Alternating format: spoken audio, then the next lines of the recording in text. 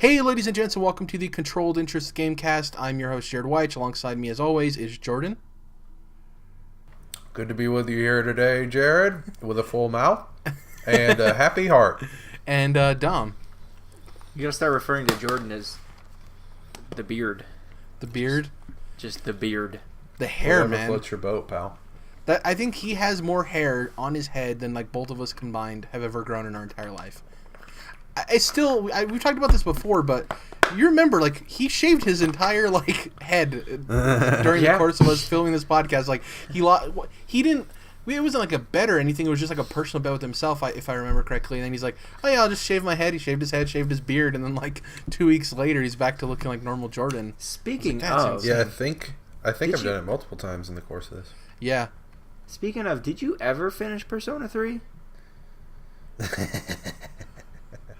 Has anybody ever finished a Persona game? No. And as a matter of fact, Dom, I'm pretty sure that when I upgraded my PlayStation 3's hard drive to a 1 terabyte from a 160 gigabyte, I lost that save file. Oof. Because PS2, for whatever fucking reason, only PS3 games are in your cloud saves on your PS3. So if you have PS1 games, if you have PS2 games, any other various things you might have, they don't get cloud saves like the PS3 games, which is well, you know, that's because of bits and bytes and the inverse theory of the probability of Martin's law. So it's probably why PS1 games don't work on PS4, Dom. The ironic thing is, like, if they're cloud saves, that would make it the easiest way for them to transfer to PS4, and you can't really get PS3 games, right, on PS4? Yeah, honestly, I might have been able to do it by USB, like flash drive, if I was, dying to keep that save file. But honestly, I could start that game over. I know that sounds insane, as deep as I got, like, played 60, 80 hours of it or whatever, but, like, it's a great game, and, I enjoyed the story that I got through most of it, and, I don't know, they're just goofy games like that. I could just play it on the side forever and not even worry about it. Yeah, I'm thinking about one of my next my next PS4 purchase specifically is going to be God of War. But then after that, I was actually thinking of possibly trying to get Persona 5, like, on sale or something. Yeah. I'm not sure yet. Anyways, in terms of what we've been playing... you're going to have so many games that you've never even touched on sale for cheap as fuck in the next couple years. It's actually the right way to do it. Yeah, if you can wait. I actually didn't play any video games this week. I was pretty busy. The only thing I had time for was I watched the first episode of Dragon Prince, which you talked about, nice. Like, messages and stuff. Yeah, I finished it. Yeah, I liked it a lot. Not Metacritic. What is it called for Rotten Tomatoes? For the Rotten Tomatoes score on it was actually surprising. It was a lot higher than I anticipated. I knew the show was going to be good more than likely, but I just didn't think. I think it's like at a 99 or 98 or something like that. Oh, which is wow. Crazy. No. I liked the first episode. Get back to that later. And then the only other thing I watched outside of, like, NFL football, which shout out to the Chicago Bears for winning. Bears. Yeah. And the Lions, they beat the Patriots, which is dope. I hate the Patriots. Convincingly. Yeah, shockingly. But anyways, the only other thing I watched, speaking of football, was this Netflix original series called QB1. It follows 3 top-ranked recruits. So one of them is a quarterback that goes to, like, one of the nation's best high schools. He's like 5'11", so he's not like a prototype quarterback, and he's kind of the asshole of the 3. Like, the way the show's positioned is you're meant not to like him. After watching the show, I did some more, like, research of looking on Twitter and stuff and reading some stuff about him. I'm like, oh no, he just is an asshole. That guy went to Ohio State, and the whole show revolves around them during their... Yeah, that's funny. The whole show revolves around them 3 during their senior year of high school, and balancing being, like, a top recruit as well as, like, just being a human. You know what I mean? One of them is human. One of them is a kid who went to, and this was filmed 2 years ago or like a year ago, so they've already been in college for a year. The other kid was from Pennsylvania, and he ended up going to Wake Forest, and he was a dual threat quarterback, and his whole story is about how his dad was a top recruit coming out of high school, and he got killed and died. So it's his whole reflection of, like, trying to finish and do the stuff his dad wasn't able to do. And it wasn't gang violence. It was just, like, a random killing that his dad died from, which is really sad. So there's that aspect of it. Why would it be gang violence just because he was a dual threat quarterback? What does that mean? What are you trying to say? Oh my God, Jesus Christ! Moving right along. Sorry, okay. Way to put me in a corner. I was just. Anyways, No one puts Jared in a corner. No one puts Jared. And then the third one is this kid from Georgia. So he's real country. He ended up going to University of Georgia, and he's more of the one that puts football above all the negative things. So obviously the other two are kind of influenced by either having a girlfriend or like drinking or doing stuff that you'd expect. He was more of the one of like, football means the most to me and I don't want to screw it up, right? Which is really interesting. And man, Southerners are great. Like he had camouflage shower curtains. You know what I mean? I'm like, all right. That's that's a caricature though. Yeah. And I don't. Obviously, it's not all Southerners. I have people in New Mexico that are like that. That are like camoed out everything. You know what I mean? Yeah, and there's like, I grew up in a middle to upper class suburb of Nashville, and there were so many rich kids just pushing the camo. Like, all right, yeah, you're a redneck. I get it. Yeah, but it was cool to see his perspective, because when the other guys were maybe going out and partying or even just doing stuff, he was more like to himself. Like when he had a bye week, he went and just hunted by himself and like spent time with his grandfather. So it's cool to see like three unique perspectives all approaching being like top tier 5-star recruits. Not all of them were 5-star, but seeing how they handled their own situations. The dual threat quarterback from Pennsylvania ended up tearing his ACL like 3 weeks before the season ended.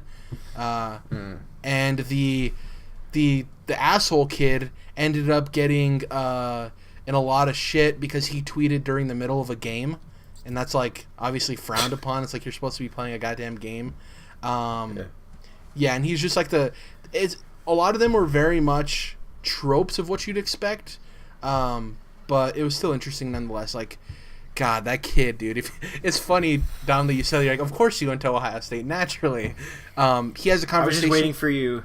I was waiting for you to be like, yeah, and there are a lot of people suspect that he killed a guy.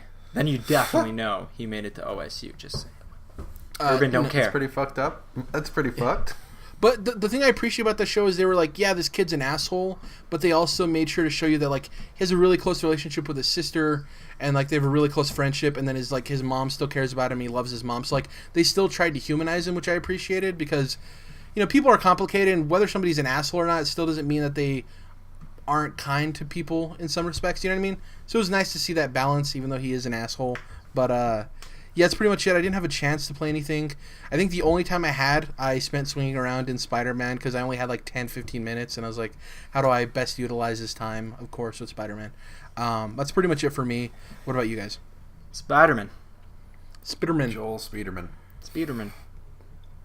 That's pretty much it. That's it. That's all you played, Dom? Did you finish it? Oh yeah, and damn, that was an ending. That was a great game. The whole story was really good. I talked about the game a lot last week, and you guys talked about it even more the week before. But the story was really good. For those listening, we're going to be scheduling a spoiler mode so we can go in depth on it and everything, because I want to talk about the specific story beats and the ending and all of that stuff. So look forward to that.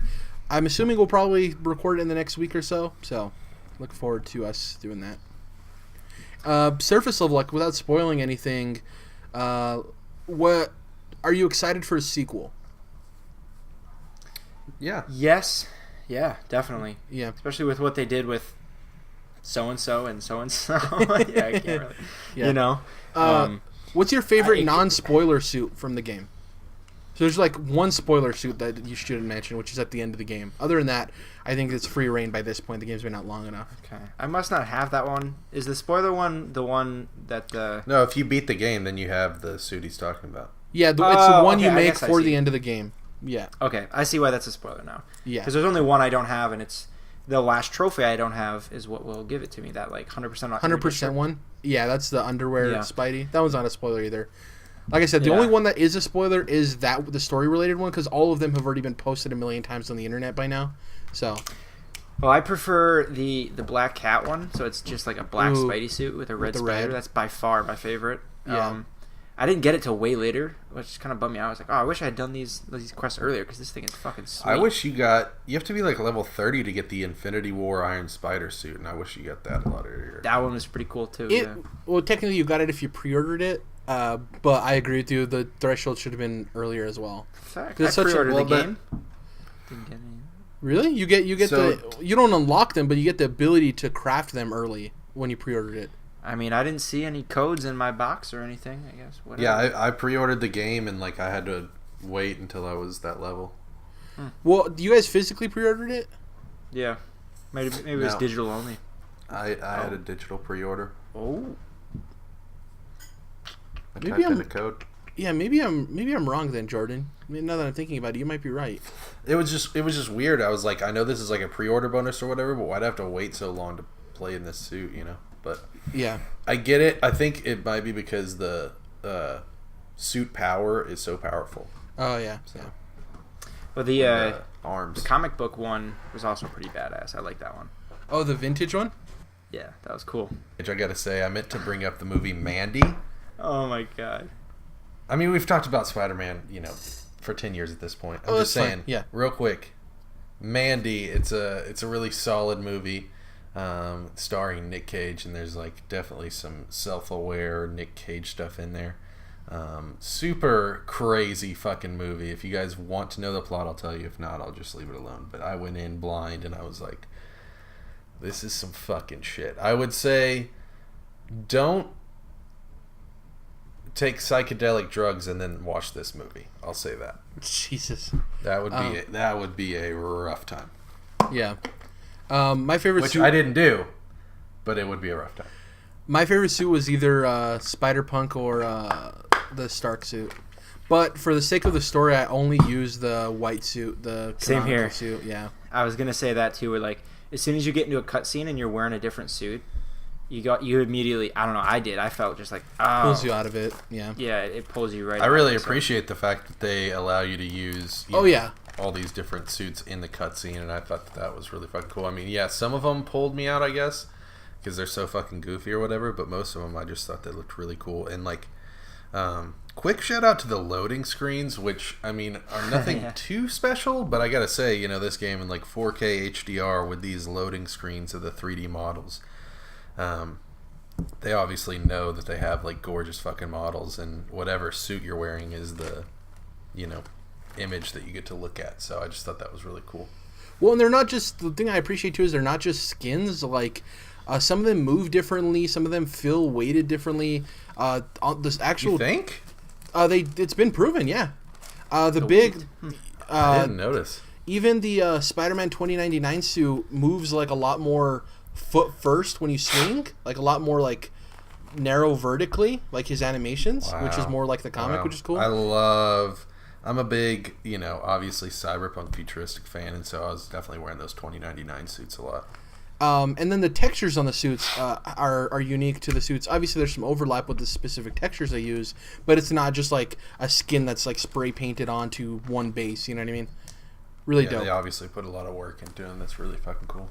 And then there's suits that weren't included that you'd be like, why weren't they included? But we'll get into the spoiler mode of like the obvious reasons why some suits weren't included. Yeah. So it was just Spider-Man, nothing else of note, Dom? No, that was it. I'm like I said, one trophy away from the platinum. It's just going around and doing all those like pop-up crime things, and I'm just like, the crime. This one's gonna be a bit grindy, but yeah, right. It didn't feel as grindy to me because I kind of did that along the way. I think that's with open world games in general is like you can either do stuff at the beginning or do stuff at the end, and either way it's gonna be like. I guess it extends to JRPGs and RPGs in general. It's like you either grind during the story or at the end of it, you just like bulk up the grind. So it's kind of how you choose to disperse that stuff. Yeah, I had started to like during the first half or 3/4 or whatever. I was doing a lot of side stuff there and again. But then like you get to a point and like there's another good compliment to the story is the pacing is really good. But towards the end, like the last third, it speeds up, and it feels natural. Like oh shit's going down. It's ramping up. Yeah.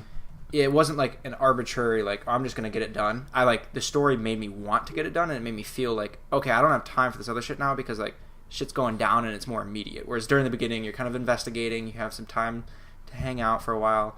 But towards the last section or whatever, you start to feel like, oh, I'm into this now. I want to let's go. We gotta go because this shit's over here. We gotta fix this up. We gotta shoot webs. It has really cool immersive urgency. Like you said, towards the end of the game when there's the different factions in the city and it's at night and you start hearing calls from Yuri not knowing where her police chief is and her people, and it's like, oh god, I don't have time to stop for people. But early in the game, it's very much Spider-Man in the sense of if he's going to somewhere where he doesn't need to be right now, if he sees a crime happening, Peter's gonna take the time to go help people before he goes. But I agree with you that the pace was really well, and then towards the end it ramped up, but it felt natural, and that's great because they say we've seen the numbers. A lot of people don't finish games they start. So if you're able to introduce that kind of pace towards the end where you get people so invested that they want to finish it, that's awesome. So, Jordan, what have you been playing, watching, reading, all that good stuff? Experiencing. Experience. Yeah. So, Spidey, we've talked about it a lot. I jumped in a little bit and I think I did a challenge and, some crimes or whatever. Get them tokens,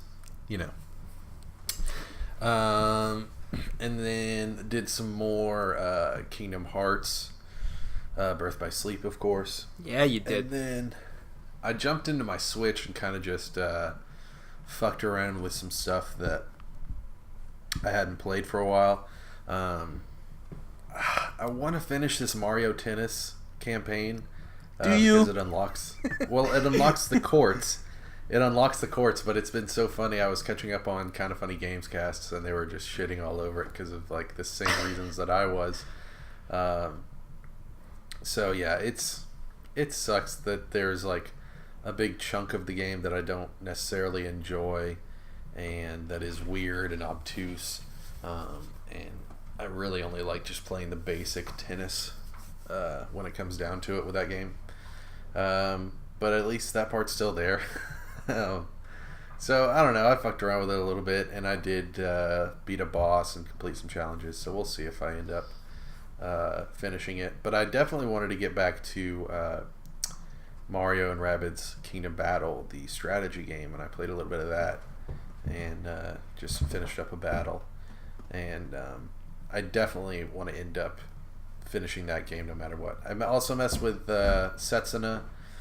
At this point, I don't even know. I'm close to the end with that game, but I don't even know if I care enough to finish it, because it is a good game. It is a good JRPG and good throwback.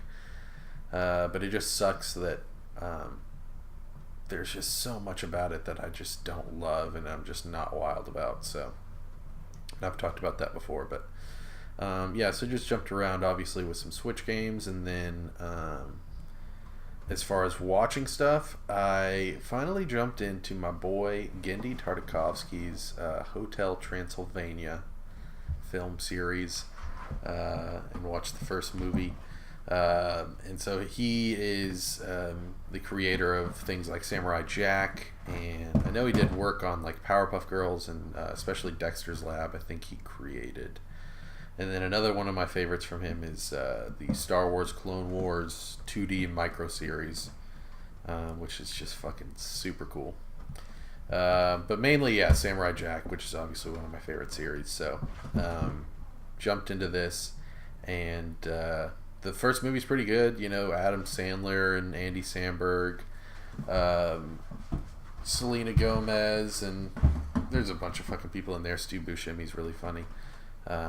But yeah, it's a good, definitely a solid movie. It was kind of weird watching it when I was or not watching it, but watching it come out several years ago and watching these movies come out, because obviously watching Gendy Tartakovsky's work over the years, I was obviously more into Samurai Jack. So, but yeah, it's definitely good stuff, and I'm glad I checked it out. So there's that. Finished up Batman Beyond Season 1 and started jumping into Justice League Unlimited Season 1, which is cool. Interesting that the first few episodes they obviously add all these other characters besides the main Justice League, but then the next few episodes after the first one are really just the either the Trinity or the main Justice League characters with like Green Lantern or whatever. So it's interesting how it's both like a continuation of Justice League and a spin-off of it at the same time. So enjoying that so far. A few episodes in. Batman Beyond Season 1 is fucking awesome, and I'm just fucking dying for an HD remaster of that, Dom. And when I get it, I'll tell you what, I'll bring you my proof of purchase, since you got such a fucking stick up your ass about where I'm getting my files from here. But anyways, yeah, Batman Beyond's fucking dope. Watched a bunch of fucking other cartoons and animated shit, and also read a lot of comics. I'm getting close to catching up with Rebirth. I've finished Dark Knight's Metal, and then I finished Super Sons of Tomorrow. I basically, like, when I'm trying to catch up on these massive superhero fucking universes, which is a dumb, hardcore task in the first place, I'm like basing my reading orders off of the events that take place, and so I'll kind of like read each series as it goes up to that event, and then go from there. So Super Sons was Superman, Teen Titans, and Super Sons, and I fucking loved the Teen Titans book right now. I'll say that much. It's only about 15 issues in where I'm at. And then it's about to be like messing around with the whole new justice, no justice situation that we got going on with DC. But really enjoyed this event. It brings back OG Superboy, because I love Jonathan Kent, the son of Superman, being Superboy. Kind of like Damian Wayne. He and Damian Wayne are like on some partner shit. It's really cool because they're like the way that they bond throughout this little crossover, and then the way that I don't know, Superboy Jonathan Kent just handles himself, and they're like having really adult conversations, and it's clearly mirroring Batman and Superman talking. It's really fucking cool. But the Teen Titans obviously go through a lot of interesting stuff. All of it's really well written. There's even like future Tim Drake coming back, who's been messing around in some of the DC Rebirth stuff. And so a lot of interesting stuff coming in, and then finally I guess it's kind of spoilers for the series, but really it's just lore at this point. Like OG Superboy, Connor Kent from the future comes through, and so basically like the character that Nolan North plays in Young Justice, essentially from the future. So yeah, and I've been like waiting to see where he was going to come into play, because he's a really cool character, and I like both versions of Superboy. So yeah, been reading a lot of comics, to say the least, and Super Sons was really good. Dark Knight Metal was obviously great, and yeah, plenty of other shit to be excited about. Jared and I were talking about Spider-Geddon. I loved seeing the fucking I haven't read issue 0 yet. PS4. Yeah, I won't spoil anything about it, but just seeing him in comic book form, Spider-Man PS4 in comic book form, is just, it's out of this world, man. It's so great. And then the other one was Edge of Spider-Geddon 4, which was about like they've had a couple cyberpunk books, and this one was about Norman Osborn with actually 6 arms being Spider-Man, and fighting Harry Osborn as the fucking Goblin. And it had a letter from Peter in it talking to Harry, and it was just really fucking cool. So really enjoying the Spider-Geddon event from Marvel, and yeah, I could talk about comics forever, so I won't go too far into it, but there you go. Quick question, Dom. Did you ever read Kingdom Come? No. Oh, you definitely should. I think you'd like it. Obviously, it's always talked about as like one of the greatest like comic series. The art in it is like beautiful. It's real easy. Yeah. Real easy to get into. It's not like connected to anything. It's an Elseworlds book. It's literally like, I don't think anything else has ever existed in that same universe, right? It's literally just Kingdom Come, I think. Well, there's a sequel to it called Kingdom Come 2: The Kingdom, and I think that's it. Yeah, that's funny. They're like they're basically 2 graphic novels. There's 2 graphic novels, I think, in that universe. But yeah, it's really fucking cool. Yeah. The reason I was saying that is because the artist Alex Ross announced Marvelocity, which is like an art book filled with all of his Marvel art. Dude. And his art is so good. My background for a minute now has been Alex Ross Avengers, and it's like really surreal. It looks kind of realistic, but then they're also like, they almost look like mythological heroes, Dom, whether it be DC or Marvel that he's drawing. So he's got such cool art. Yeah, it's very unique, and it's very iconic. It's like, it doesn't look like anything else at all. I think that lends to Kingdom Come as well. Anyways, let's hop into the news here. 3 news stories. The first thing we're going to be talking about is we have an update to Red Dead Redemption 2. We have a little bit of info there. The first thing is that it'll reportedly have a download size of 105 gigabytes on PS4. Wowza! Yeah, that's, it's 1/5 of like the base PS4 and Xbox One if you bought the lower end model. Those are 500 gigs, the obviously. Slim, you have a 1 terabyte base in the Slim, right? You're talking about the PS4? Yeah. I think so, yeah. I'm not too sure, honestly. Yeah. I'm pretty sure that's what it is. Yeah. But still, like, if you have a launch PS4, that's crazy that it takes up, and really that's more than 1/5 of your hard drive. Oh yeah, it's more like a fourth. Yeah, you don't get the whole thing, so it's weird. Obviously, we don't know what the complete download size is on Xbox, but it'll relatively be the same. Maybe a couple of gigs more, a couple of gigs less. The other thing is that the game will also support 32-player online. So for GTA 5, the lobbies were 30 players, so there's a slight increase there to 32. Which isn't too surprising. Obviously, over the course of time, they probably felt, adding 2 players would be comfortable. And some people are like, oh, only 2 players? But the amount of things that usually go on, whether you like or dislike Rockstar games, like the amount of things that are going on in that world at one time, like, it's hard to be able to stabilize it with that amount of players. So it's probably like, adding 2 players is probably safe enough, with all the experience they've had.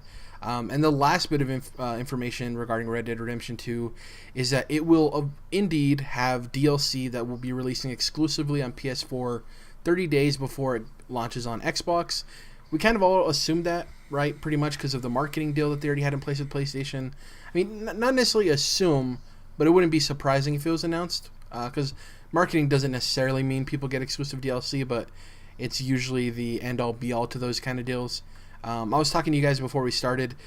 It sucks, but GTA 5 didn't get single player DLC, so I'm assuming Red Dead won't get Undead Nightmare or Ballad of Gay Tony style DLC.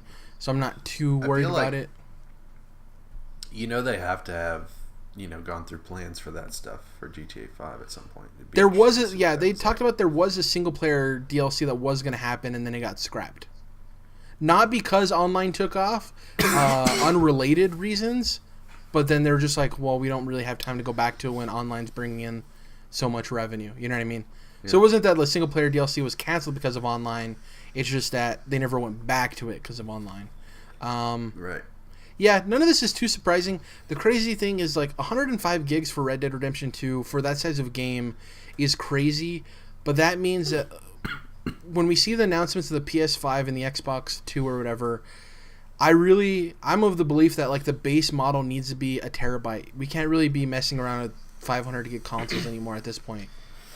I mean, if they're what I'm hoping they are, and they're really like true fucking 4K machines, you're gonna need a lot more than a goddamn terabyte. Yeah. And I just think hard drives are so cheap at this point. Like a terabyte hard drive is way less than $100. So it's like, put a 4 or 5 terabyte hard drive in there base. And then, people can upgrade them. I'm going to throw out a bit of a hot take here. And this is just more playing devil's advocate. But, like, I don't want to limit, I don't think we should do what we can to not limit developers and these sorts of things. Yeah. But, like, at some point, a little bit, it's like, come on, guys, at least put a tiny bit of time into optimizing shit to make it smaller. Just, like, a little bit of time. Don't sacrifice parts of your game that are really important. But so sometimes I'm like, I wonder if like us all getting more storage is actually enabling them to be less efficient with how they make things. Yeah. Because I mean, and again, I want better games. I want more stuff, and this is the farthest thing from a real complaint. I'm just like saying shit just for the sake of convo. But like, they should still try to make things efficient too. Like Nintendo's really good at making their games efficient, and they still look really good. I mean, apples and oranges, of course. And Red Dead is probably going to be like a whole brand new kind of like oh shit kind of game from the sounds of it. So I'm sure like they could justify this 105 gigs. But it's just another thing to think about. Like, just I want to put it out there. And who's to say that's not 105 gigs is the optimized version? You know, we don't know that, but I agree with your argument. Yeah. I would just say, like, you know, Dom, when I'm purchasing Blu-ray discs from authorized retailers such as Amazon or Best As you Buy should. or Target, then I always think about making sure I get the highest quality of something, and that, you know, if you're getting digital or whatever, you're going to have to either sacrifice space to get a higher fidelity and less compression, or you're going to have to sacrifice fidelity or quality in order to get something down to a smaller size and compress it. So it's a tough line and it's a tough balance. Hopefully this isn't them just being willy-nilly and not even really thinking about it.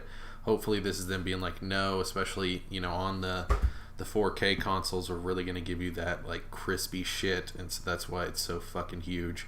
And I don't know if this is still an issue. I know, like, when these the Pro and the X launched, there were issues about like, Jared, if you got I don't know, actually I know it was on Xbox, so, you know, you may have accidentally, or not even an accident, like, basically you download the 4K file on a base launch Xbox One, and you have all this data taking up space, and you're not even accessing that, like, 4K content. So I hope that's not still going on, and, you know, fortunately it's not an issue for me, but I hope that's not entering into the equation. That's a good point. Yeah, I forgot about that whole side of it. It was a thing. Yeah, it was weird. And GTA 5 was 65 gigs, and that was 5 years ago. So the jump to 105 gigs isn't too surprising. And like I said, who knows if that isn't the compressed, like them doing everything they can to make it as small as possible. But I'm giving them the benefit of the doubt. Who knows? It could be where it's like, well, I mean, it's 105 gigs. Deal with it. You know, we don't know. So.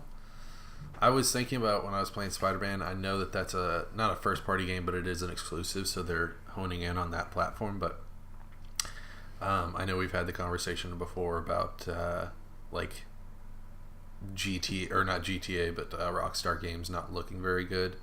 And I'll be interested to see. I still don't think, you know, from the previews and stuff that I've seen, I don't think that it really holds a candle to a lot of the games. Yes, they are more exclusives on PS4, but there's just a lot of games coming out that I think are as big as this game and look a lot better, but who knows, I might be wrong. They might be, you know, cracking open some egg I've never heard of before. So yeah, and I get with GTA 5 too, a lot of times their games look good. They're not pushing the boundaries of visual fidelity. Definitely. With them it's their systems. Like, they do stuff in the coding side that's, like, super impressive. So I agree with you. Right. Yeah, I don't think Red Dead Redemption 2 looks like the second coming of, like, Cyberpunk or something that looks, like, gorgeous.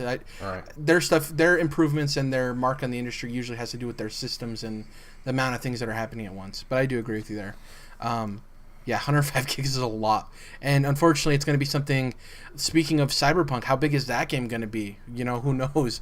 All of these major, large games that are going to be coming out in the next couple of years, we're going to be seeing these higher numbers. I remember when I first got my Xbox have bigger One. hard drives. Yeah, when I first got my Xbox One, and there was games that were like 50 to 60 gigs, and I'm like, this is insane. The next news... You know, obviously...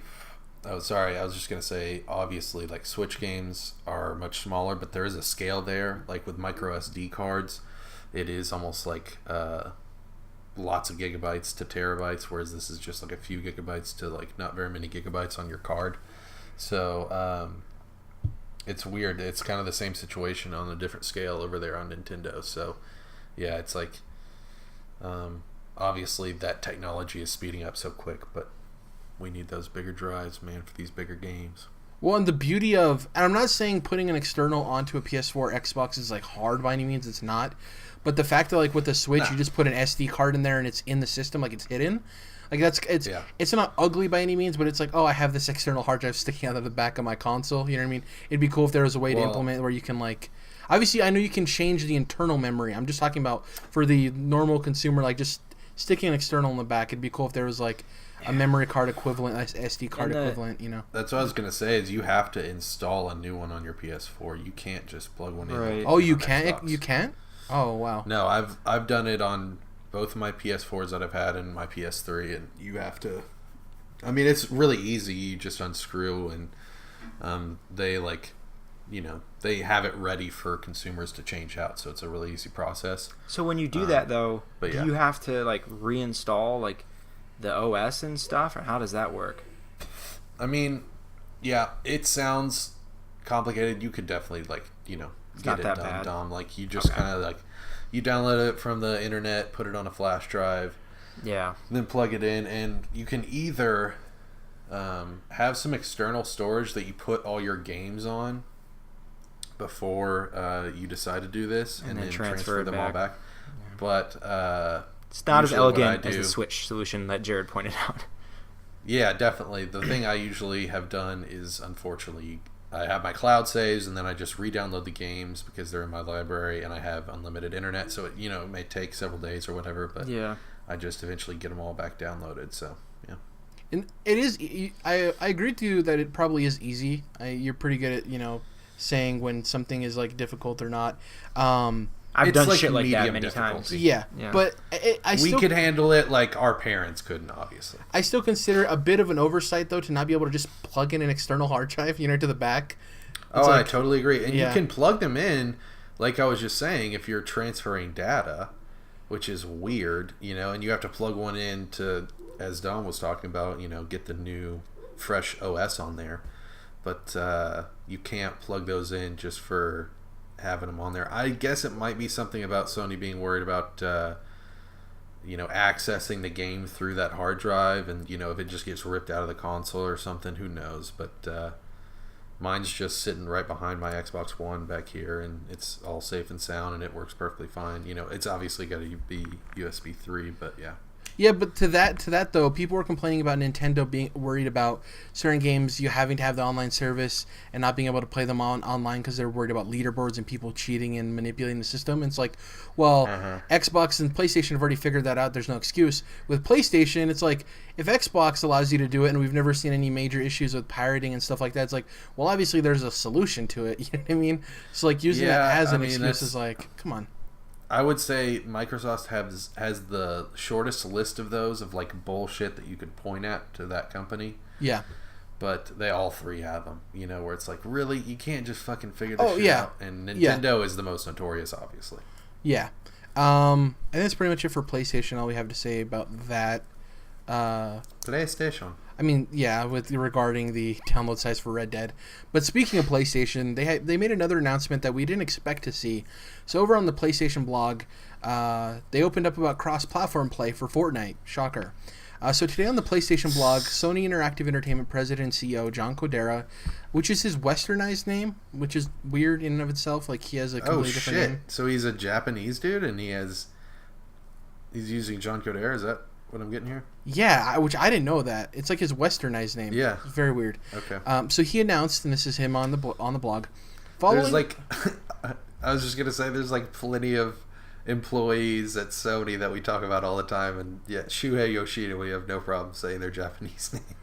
Maybe it's just because he's so high up. It's probably a personal choice, but he'd rather just have, I don't know. I mean, like, what's his name? Kaz Hirai, that they always make fun of, used to on Twitter or whatever, but yeah.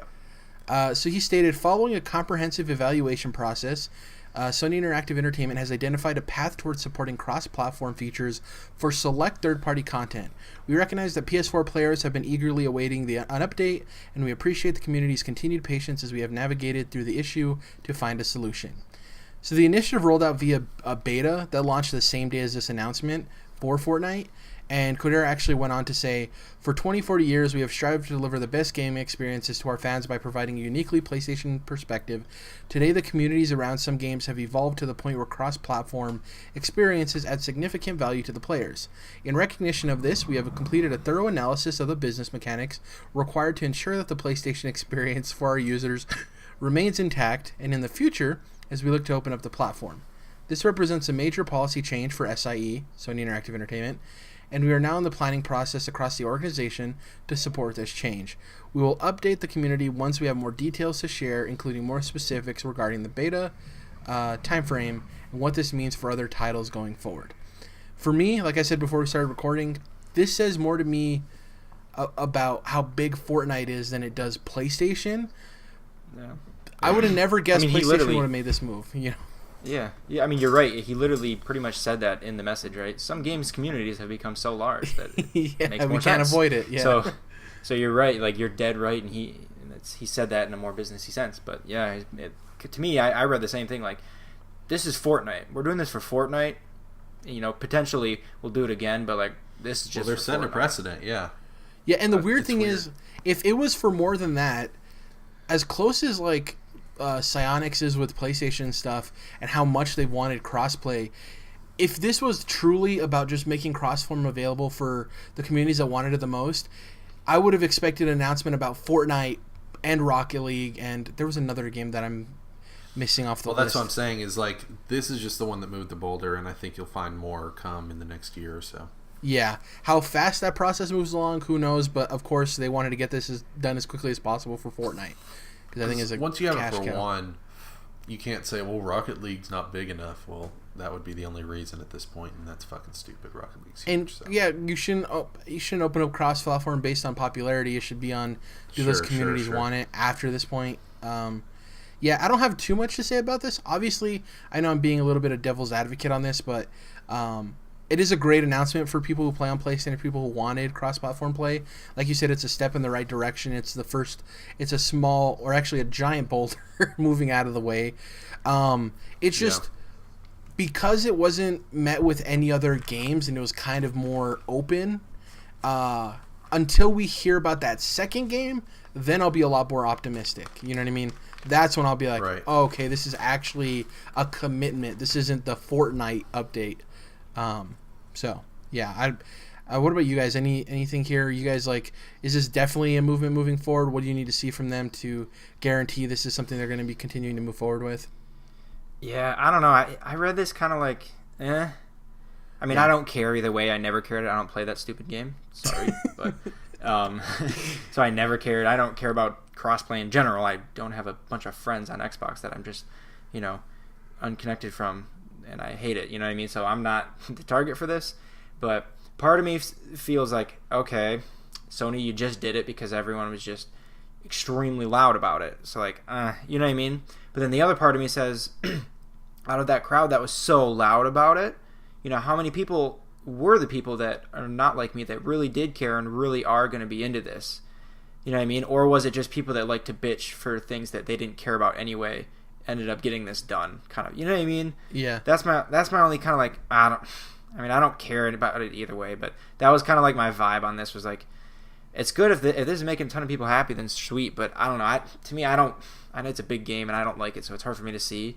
But I don't know. I don't see this being like so big, and I don't know that it'll happen again with another game or not. I don't think so, to be honest. But who knows?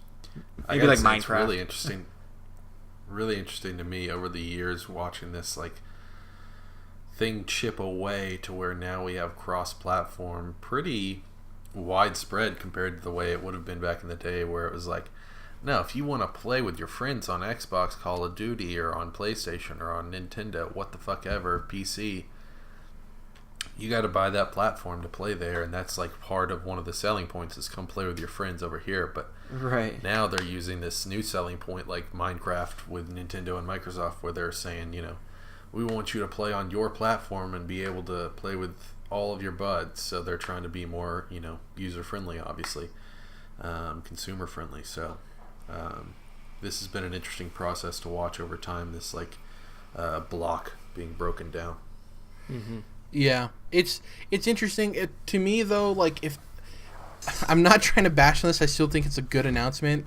I know I probably sounded overtly negative, but to me, if I was a diehard PlayStation guy, the announcement I would want from PlayStation apparently listening to the community would be backwards compatibility or name changes or these things that these communities have been talking about for years, and it's like, I think they're just unable. They just can't figure it out. They're just not good enough. And it's like the first complaint you actually listen to and change your mind on is the one you can't ignore. The one that's like, oh, Fortnite is such a juggernaut and a monetary gain for PlayStation. Of course, this is going to be the first one they overturn. You know what I mean? So it's like, from a like a diehard fans perspective, it's like cool, but can we get the stuff that us PlayStation gamers really care about, not the loud Fortnite kids on the internet? You know what I mean?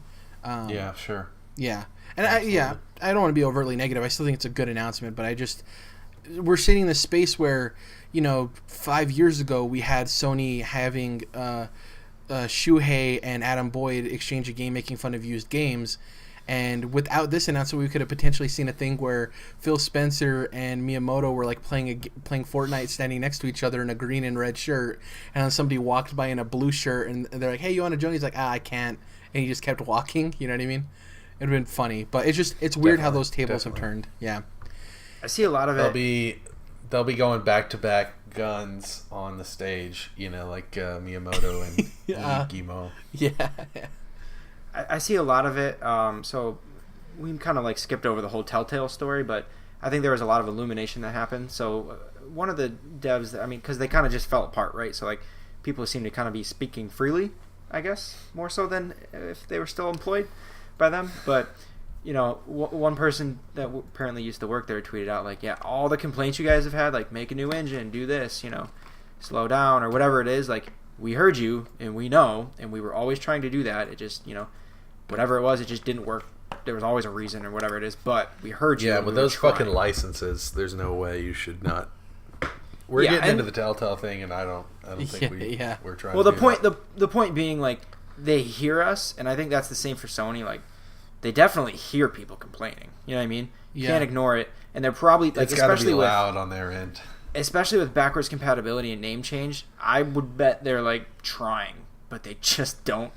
They just can't figure it out, or like they can't get approved for the right amount of funding to like get it done or whatever, and whatever the excuse is. But I'm sure there's a lot of people at Sony that are hearing it and are trying. That doesn't mean anything to us at the end of the day because we don't have those things. But I don't know. I like to believe that they're hearing it and trying to some extent, I guess. Yeah, it would be so great if we could get a PlayStation 5 without all these fucking kinks in the rope. Like, if we could just have an ironed out, smooth experience. I mean, who knows if we'll have like backwards compatibility and PlayStation Network where you don't have to sync trophies and stuff, but who knows? It's strange to me too because obviously Microsoft is a company with a lot of very intelligent people, and obviously that's how they have a lot of the solutions to backwards compatibility and stuff. But it really astounds me that like Mark Cerny, from everything I've heard and read, is apparently like a genius, super smart dude, and it's so odd to me that like PlayStation is having such a it's hard to me to believe that they're having a difficult time trying to figure out a solution. Unless it actually is possible, Don, because they have so many smart people there, that it's either that it is impossible or they're holding off to do it, you know what I mean? Or it's not important. It's a weird, dumb situation. And every example is different, right? Like, name changes, to me, like that, I don't know how... I don't know too much about, like, databases and things like that, but I just can't imagine... the way they set up their network, it's just like... This is a very... deep rabbit hole. We're like close. We're like hanging on the edge of going down.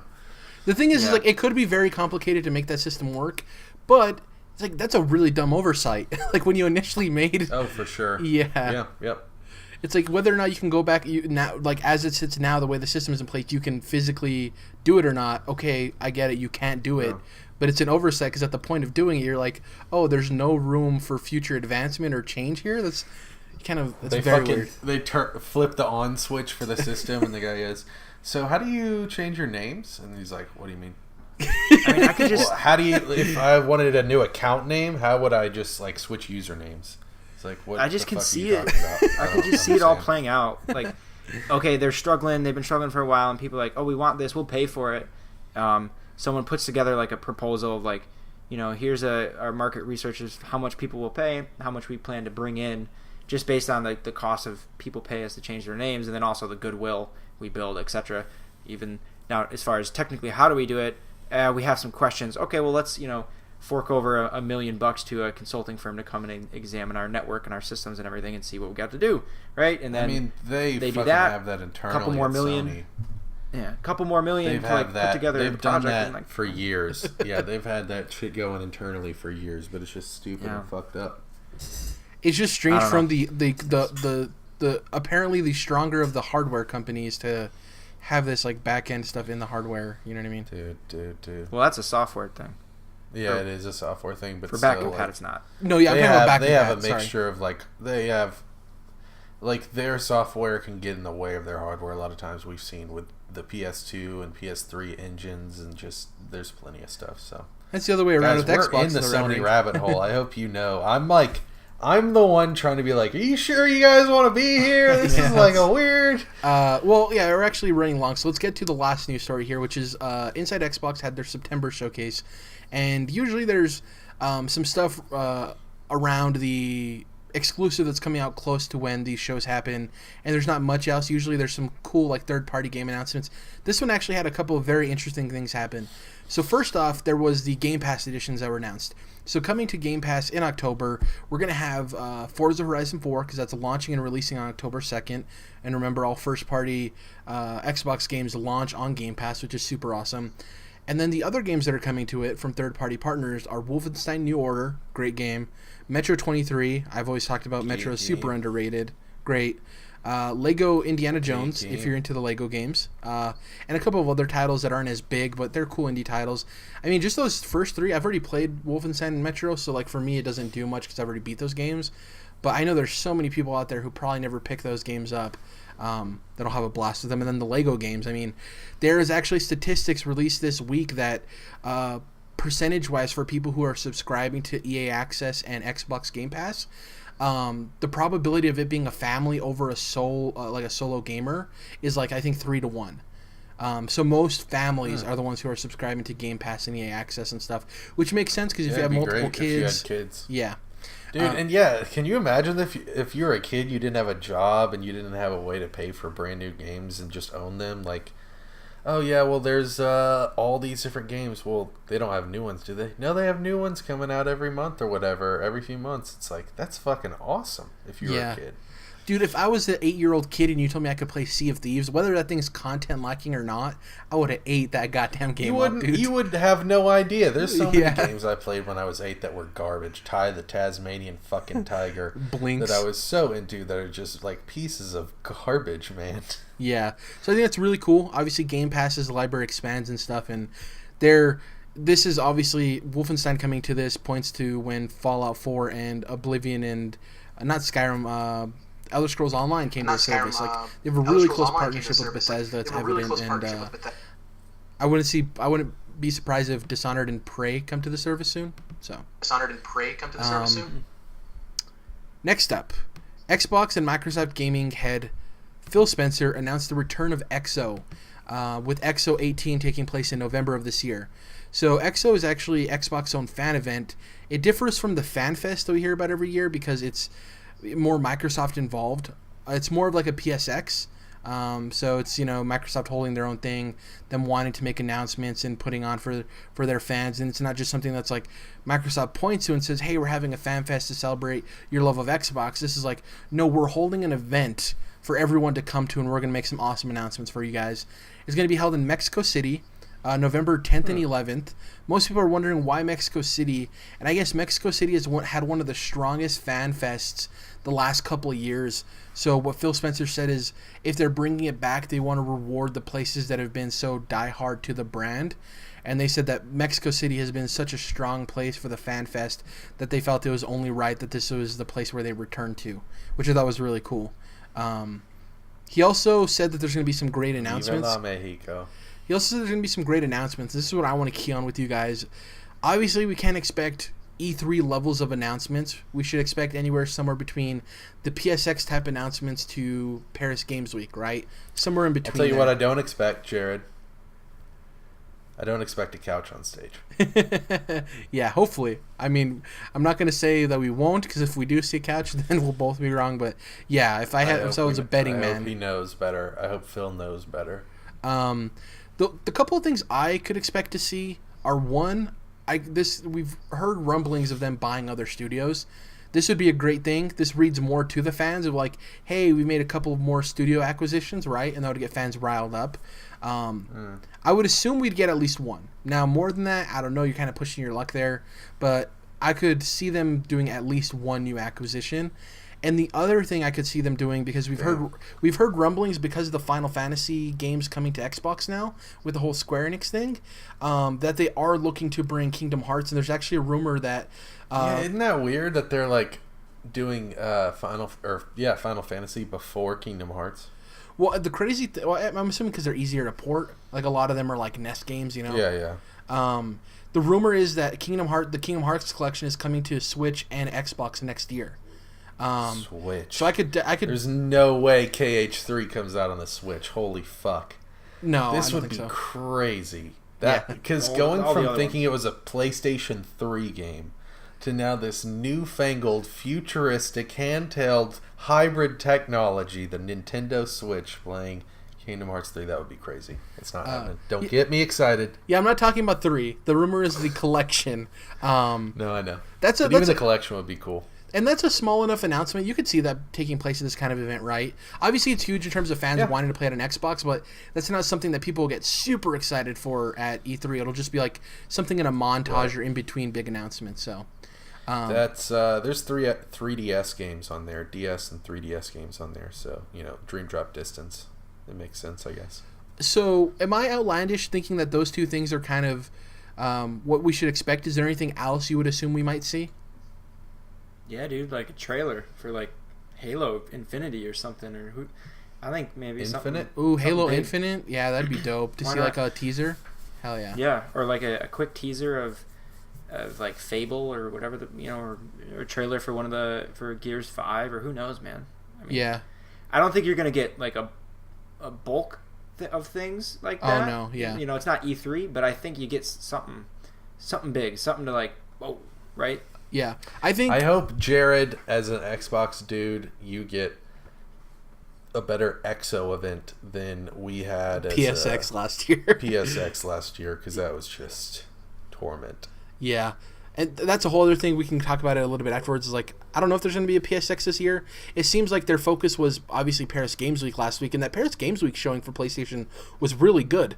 And people are like, "Oh, they're showing all this stuff at Paris Games Week. I can't wait for PSX." And they're like, "Well, it's unbalanced, especially, the way that they had been setting up PSX the first couple of years." But quick predictions, boys.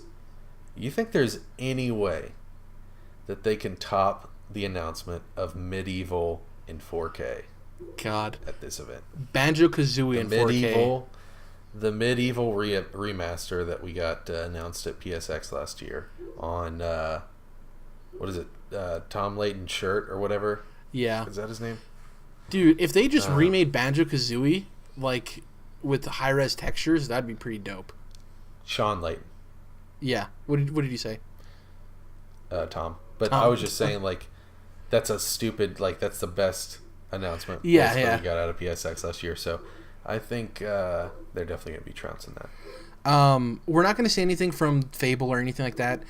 I think the Gears of War 5 blowout will happen at E3, so I don't know if they want to show any much more until E3 next year. Sorry, what game were you talking about? Gears of War 5?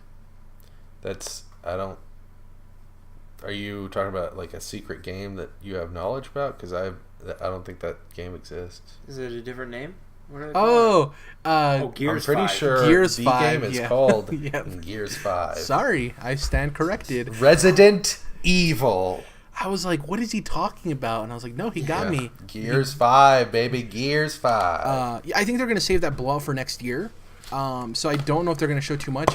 I do think seeing something from Halo Infinite with, a little bit, maybe not gameplay, but maybe something telling us a little bit more of what the game is fine, because at a fan event like that, you don't necessarily need to do, like, the gameplay trailer and all that. I think the fans just want to see, like, well, what is this game? Because we got a glimpse of, like, it's going to be pretty, but we're playing as Master Chief, but is it an open world game? Like, what is going on here? I think a little bit more information there. I do think we're going to see weird announcements of, like, PC games getting ported that are going to be the smaller announcements. Like you said, there's not going to be a bunch of big announcements.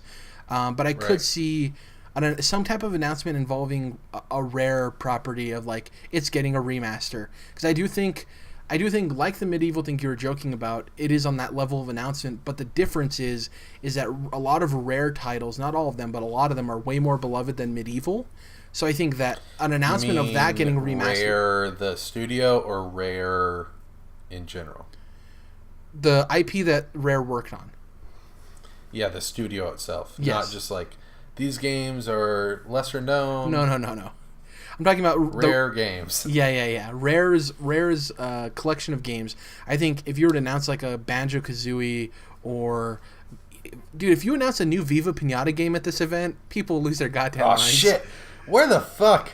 Unless that's like an Xbox 2 launch title, I swear to God, man, where is my Viva Pinata? But like, as much as we're Pinata excited, bandejo. As much as we're excited for that, that is most certainly like, that won't do huge at E3. You know what I mean? So that'd be a cool announcement to make at this kind of event as well. Bro, so, I won't say that I've like beaten any of those games, but I will say that's like my Animal Crossing right there. I love those games, dude. My guilty ass pleasure. Hell yeah, and it'll always be on Xbox, and I don't always love, like moving over to Xbox. Kind of like you were saying, it's basically my exclusives machine, but obviously that's one that I'll be down for. Last couple announcements here before I close out the show. So Forza Horizon 4 is going to have Bond cars. This was also announced, which is cool. I'm not a huge Bond guy, but it's a cool announcement for people who are into Bond. Most people who are into cars watch a lot of films and know about like iconic cars in movies. Sure. So people know about the Bond cars. I think it's less weird than the Mercedes crossover in Mario Kart. Yeah, definitely. Yeah. Which every time I have people over and we play Mario Kart and they get through scrolling to where the Mercedes logos are and they're like, what the fuck? So Forza Horizon 4 is launching on Gamecast, so I'm actually going to be checking out and playing it. I'm not a racing guy by any means. I do enjoy the games. Like the last racing game I actually loved was Split Second, and I owned that on the PS3. I love that game so much. It's the one where you can like rewind in time. But Forza Horizon 4 is currently sitting at a 92 on Metacritic. And the reason I mentioned... You're obviously excluding Mario Kart in like kart games, right? What do you mean? You said the last racing game that you like were really fucking into was Split Second. I'm talking more simulation racing when I say that. Oh, Split Second is an arcade? It's sim? I guess, no, it is arcade. Realistic cars, I guess. Sorry, I know this is all confusing. Yeah, so like you're sim correct. would be You're correct. Gran Turismo, arcade is Need for Speed, kart is Mario, and you're separating all three of those. I just wanted to make sure you're not saying like, yeah, Mario Kart was whatever. No. I'm saying like Split Second compared to Mario Kart to me is more sim. Not that it is a sim game because it's like real cars. Right. Yeah. Yes, as confusing as it is. No, I'm just making sure that you're excluding the kart games when you talk about your favorite racers of the last few years. Yeah. I've never owned the new Mario Kart, but I have played it extensively. One of my friends had a Wii U, so we would play that in Smash all the time, and it's a very good game. So you've never owned any version of 8, I guess. No, I've never owned any version of 8. Nah, but I have played it. Damn, bruh. Yeah. Oh shit. You gotta be swerving, dog. Anyways, so it currently sits at a 92 on Metacritic. And the reason I want to bring that up is because we have news about Playground Games, the developer behind this. Real quick, they're on average, their games are 89%, which is really strong. Averaging an 89% on all of your games across the board is super impressive. Because as good as a game developer can be, not all of your games are going to hit. It's just the way it is, right? There's so many moving parts when it comes to developing games that you're going to have some games that don't necessarily hit as good as others. And it's actually the highest average for a racing franchise. So has a better average than GT. Gran Turismo has a better average than Forza Motorsport. Not saying that there isn't entries in those franchises that have higher review scores, but when you take in the franchise as a whole, Forza Horizon is like the most consistent, highest rated racing franchise ever, and that's really impressive. Right. It's funny because these games always get rated so high, and then the reviewers and everybody's like, how are they going to improve it? It's already like a perfect racing game, and they come out with something that just tweaks it a little bit and makes it refreshing. I think since we are talking about this game and we did just kind of get into defining all the different types of racing games, I still think for me that there's so much of the simulation DNA in there that for me I either have to stick to the kart games, which I'm always swerving in kart or something, doing like a trial or having people over and doing multiplayer. And then I picked up, there's a bunch of games that I pick up that I don't even mention in when we play or what we've played. But like Burnout Paradise on PS4, I was playing that a bunch this week for a little while, and that's like obviously super arcadey, but there's just like the Horizon games are closer. They're closer to the arcade, but there's still so much of the sim DNA that I just like it breaks my head. Yeah. So. I loved Forza Horizon 2. It was free on Games with Gold, and it had like the Fast and Furious DLC, and I played the hell out of that. And it was just because there was so much wacky stuff going on. I'm not a racing guy by any means. The fact that I already have Game Pass, so like I'm gonna play Forza Horizon 4. I would have never bought it, but they have me playing it. And that's the crazy thing is they got somebody who wouldn't buy the game no matter what playing it. And I don't think I'll fall in love with it to the extent of what I'm about to say, but there could be people that fall in love with the game and then just spend money on DLC. And look, they got money out of you, right? And you got so I think it's really smart what they're doing. Speaking of Playground Games, though, what I was going to get to is there's a report that they're hiring 177 plus new developers. Now, to put that into context, they're already a studio of 200 plus employees. Like, they're a big company, and they're basically doubling their size. For a AAA open world RPG is what it's listed as. We all assume that it's Fable. This actually, some people are like, oh, why are they hiring so many people? I think what they're doing is they want to make sure that they still continue to have success with Forza Horizon while also being able to have the talent and workforce to make a great Fable game. I think we're going to possibly get into the point where they were going to focus on Fable, and then we might lose out on Horizon forever. And though it's not something that we fall into love with, I mean, like we talked about, it's the highest average for a racing franchise. So like, they're killing it for sure. Yeah, it's worth it. And I think that, we've seen obviously like the guerrilla change from shooter to action open world RPG is not as much of a jump from like a racing open world to a Fable, possibly action open world. But I still think that they have probably the chops to take care of that and make it a dope ass game. I think at the very least you'll get like a 7.5 or 8, like super solid, cool game from them if they do that Fable. Yeah, and I'm excited. Like, I know people are worried. I'm not necessarily worried, but like, well, Playground Games, they've only made racing games. They haven't made an open world RPG. But like, Horizon Zero Dawn, though it's not an apples to apples, it's like, who would have thought that company could have made Horizon Zero Dawn after making the name's escaping me. Please help. Killzone games. You know what I mean? Killzone. Yeah. There's honestly, like, if we dug through the history books, there's tons of studios that have made that jump and have made some of our favorite games. So agreed. It's the one thing I want to ask you guys. So it's a either or, okay? And I want to know from you and Dom, what is more likely at X018, okay? That we get the announcement of a studio acquisition, meaning that Microsoft has bought a studio that already exists, or B, we get the announcement of another studio that's getting created. Remember the Santa Monica studio that was announced? Yeah, you said this is this year?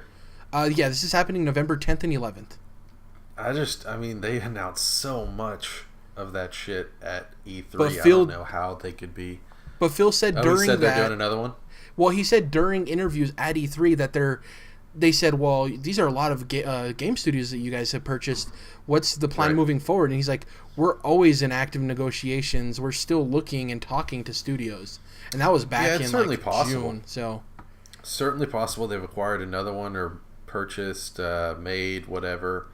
But obviously I'm not the biggest Xbox guy, but I'm saying I'd be totally satisfied if they didn't, just because I think they knocked it out of the park as far as studio announcements in 1 year. Well, there's two studios I want them to buy. I want them to buy Studio MDHR, the guys who made Cuphead, and I personally want them to buy Moon Studios, Ori and the Blind Forest, and Ori and the Will of the Wisps. Yeah, I'd like them to pick up, if they're really like hunting motherfuckers down, I'd like them to do some more Ninja Theory stuff, like stuff that you might have even thought of as PlayStation or even Nintendo at some point, and then they pick them up because they're like, we know you're talented, we're trying to make these great exclusive games, and so we'll pick up maybe even like with the new direction of Housemarque or dude, that'd be a perfect like second party-ish games, or studios, I should say. Housemarque would be a perfect Game Pass studio, and I'm not saying that to like talk crap about Housemarque, but like they've always made these great arcade games that don't sell well. Well, Microsoft's People just need to give them a try, yeah. And Microsoft's whole thing is like, yeah, we're gonna buy you to release these games. They don't need to sell well. They just need to be good enough to entice people to get Game Pass, and Housemarque could be one of those studios that fits right into that. They're not the AAA, but that'd be really cool. That little dessert for your bigger AAA games. Yeah, but man, so badly do I want to see like what the contracts look like for Game Pass games. You know what I mean? I want to see like, what does it look like compared to like Netflix or whatever? Are studios getting paid? And obviously it's different for first party studios, but are they getting paid like based on how many people download and play like hours of their game, or is it just a flat fee up front, or like what the heck that looks like? I'm so curious. I'm also thinking it's weird to ponder the studios that have closed in the last recent few years. It sucks that I bet Phil Spencer would love to have obviously Visceral or something like I'm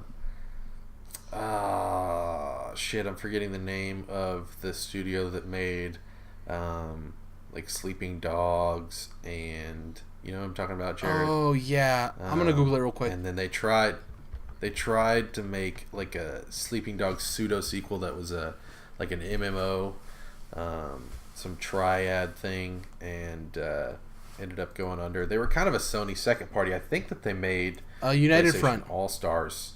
United Front made, I think, PlayStation All Stars. Weird if somehow Xbox or Phil Spencer could have like captured what was it, Capcom Vancouver that just fell apart. If he could have just like bought them and changed the name off of Capcom, I guess they probably moved them to other Capcom studios maybe, but it would have been weird to see if Phil Spencer could have like, almost like how Netflix scoops up shows and saves them or whatever, Hulu and Amazon. If we could have seen him save these studios and just add them to his arsenal.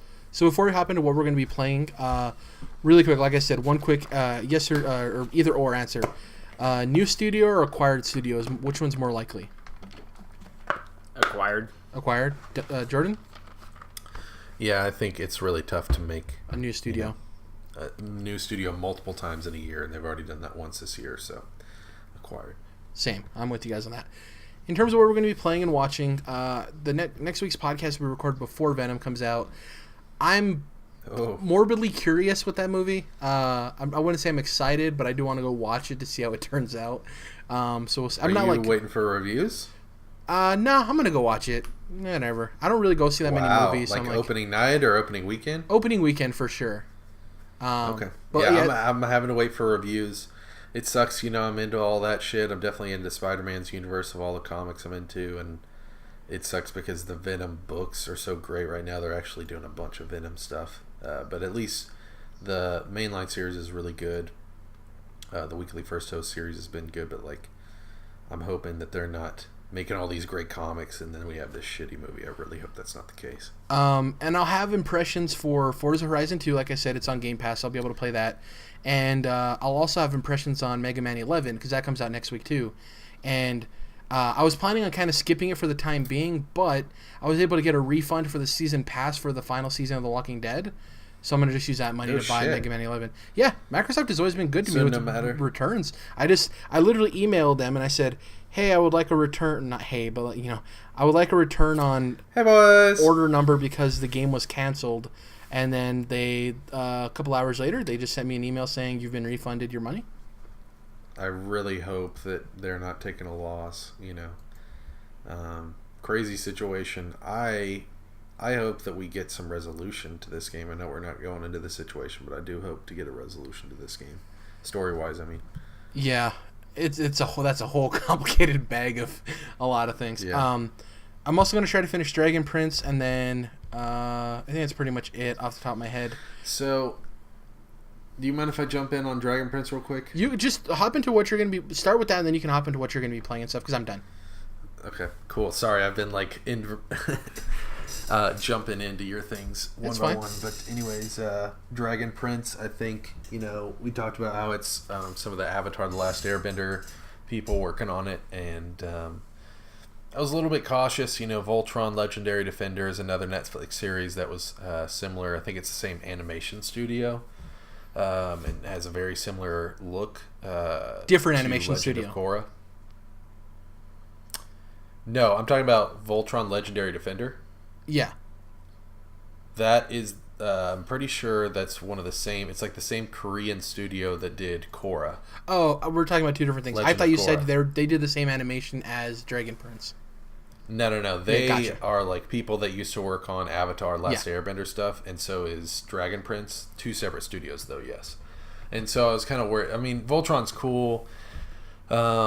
And Dragon Prince, Jared and I were talking about how the 3D animation is similar to like Ruby or something like that. It's definitely a couple steps above Ruby, and I don't like have a problem with Ruby. It is a little bit rough around the edges, and so is this one. It has some beautiful looking stuff in it. It has some, not so great looking stuff, but overall I think it's a really solid first season. Ups and downs, for sure, but I definitely enjoyed it.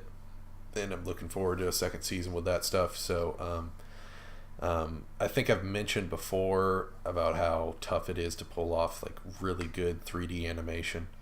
And I would say this is definitely a solid look at something like that alongside some of the other Netflix stuff like Knights of Sidonia and stuff like that. So I enjoyed season 1 of Dragon Prince, and I also wanted to mention that I had read through War of Jokes and Riddles and really enjoyed that.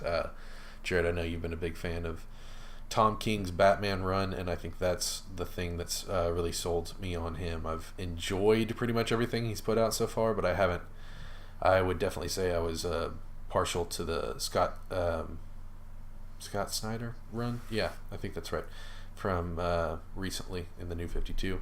But I definitely enjoyed War of Jokes and Riddles. I won't get into the whole situation because you plan on reading through the whole Batman series, Jared? Yeah.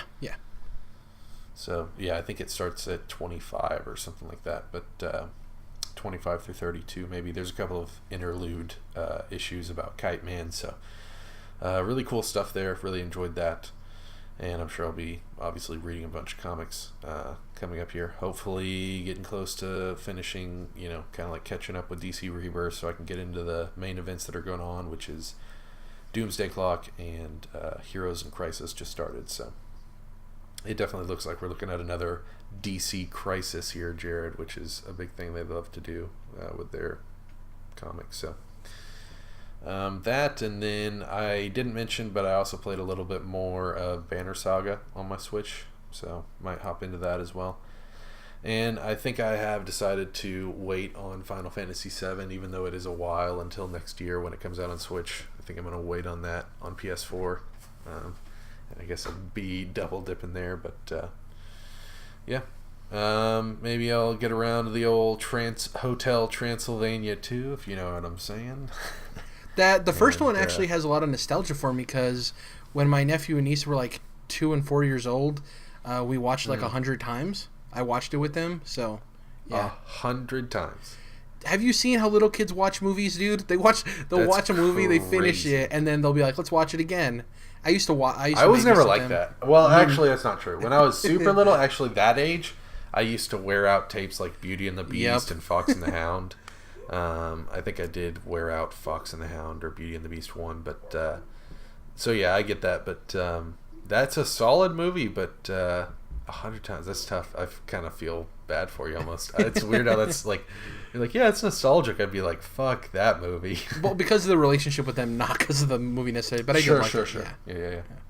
Yeah. What about you, Dom? What are you going to be playing and watching? I figure I got like 2 hours left to get the Spider-Man Platinum. And then when that's done, I can finally get back to the game I've been waiting to play for so long. And Spider-Man was getting in the way of. Spider-Man bullshit, yeah. Which, hey, Dom, if you don't mind, next time you come to class, Dom, if you could bring your proof of purchase on that Spider-Man PS4 copy you have, I'd appreciate that. I do actually have it. I always put the receipts. Wait. Yeah, because I got it at GameStop. There you go. Right? I always put the receipts in the case. I don't know why. Just always do that. One thing that I did to get through some of like the crime missions that you're doing is I put on headphones and I listened to like Wu-Tang and Biggie and just swung through the city and did those things. Felt That's really cool. dope. Yeah, I've been listening to music. Like 90s New York Spider-Man. hip hop. Great. Yeah. Yep. Feels really authentic. Like the style. Yeah. Anyways, thank you guys for listening to this week's episode. Next week we have episode 114. We should all be back then. We'll probably be recording a Spider-Man spoiler cast sometime soon. If you can, please follow us on iTunes. Leave us a review. That definitely helps. Subscribe to us on YouTube. Leave us a like on our videos. We are at CTRLINT on Twitter. That's Controlled Interest abbreviated. I am at Jared _ Dom is at Dom's Oreos. And Jordan is at Mallow Modus. Thank you guys for listening, and we'll catch you guys next time. Bye.